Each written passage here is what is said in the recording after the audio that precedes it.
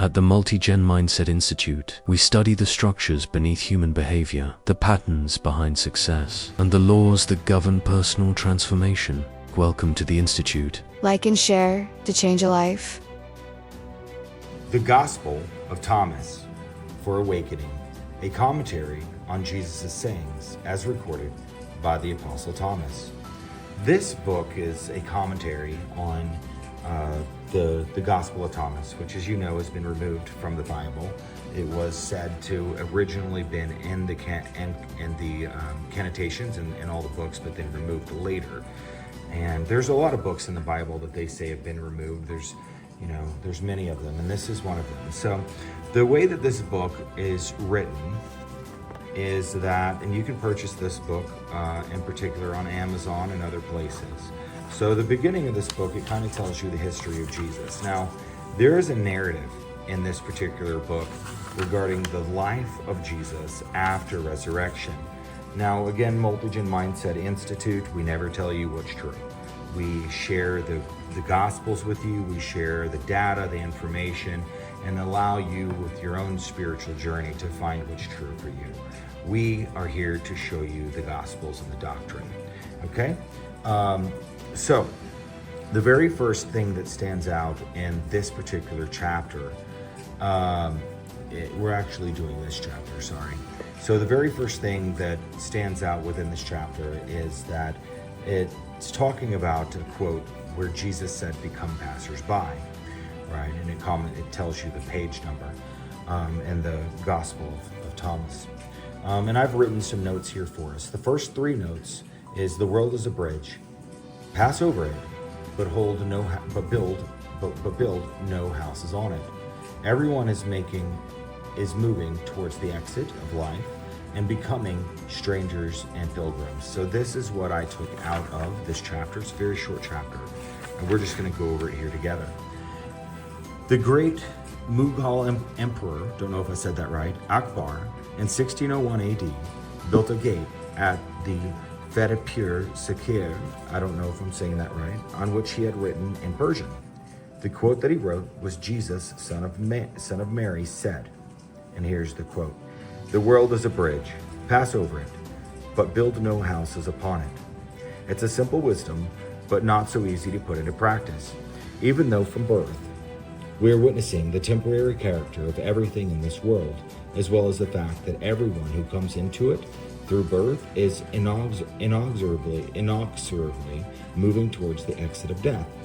We desperately hold on to things, situations, and people, trying to make the raging stream of change and decay all around stop for us, so we can feel safe and be without worry or fear.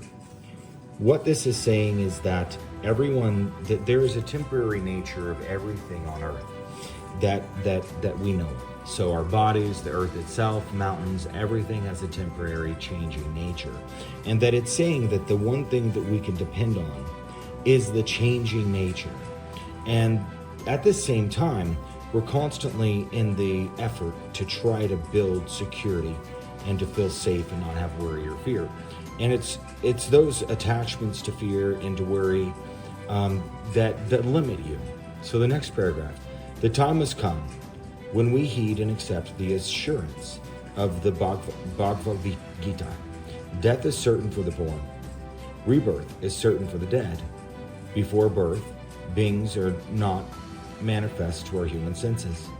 In the interim between birth and death, they are manifest. At death, they return to the unmanifest again."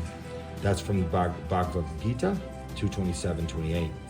This is a Christian teaching too. And so now it's going into three teachings from three different books. You have the Gospel of Thomas, what Jesus said here. You have the Bhagavad Gita, and now you have a Christian teaching out of the Bible.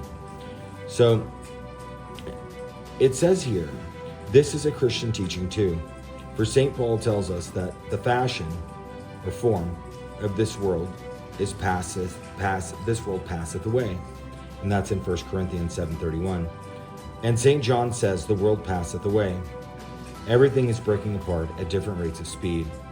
Water evaporates quickly and mountains last for millions of years. But everything disappears eventually.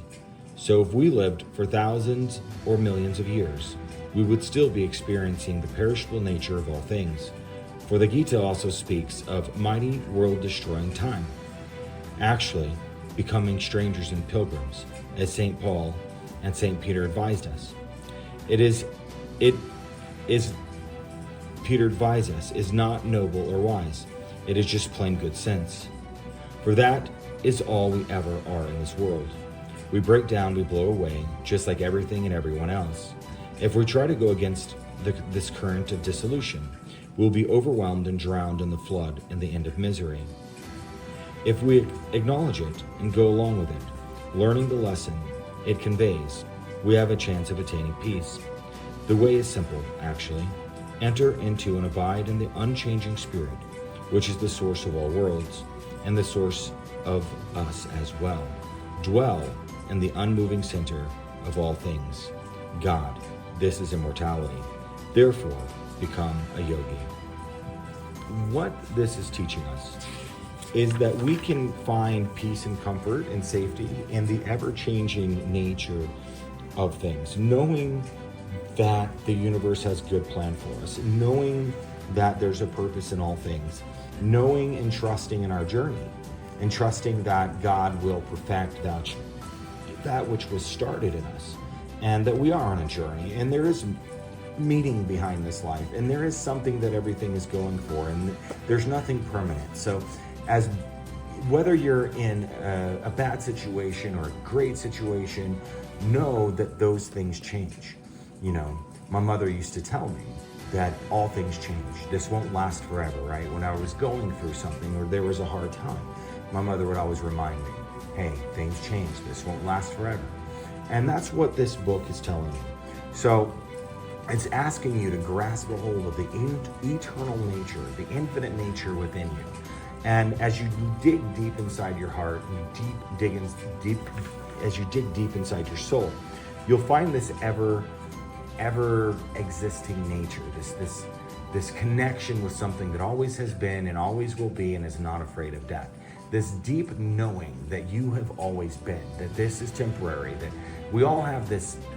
As much as we're a part of this earth, it's almost like we are also kindred in feeling that this is temporary.